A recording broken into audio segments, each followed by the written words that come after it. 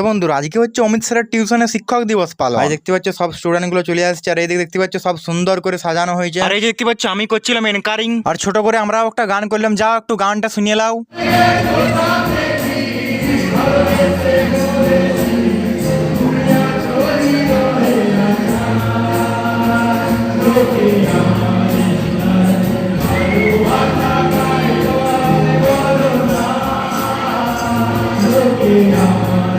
তো বন্ধুরা এটা হচ্ছে তার পরের দিন সিমলা পালায়, আর এখানেও আমরা ছোট করে একটা গান করেছি। তো গানটা একটু শুনে লাও।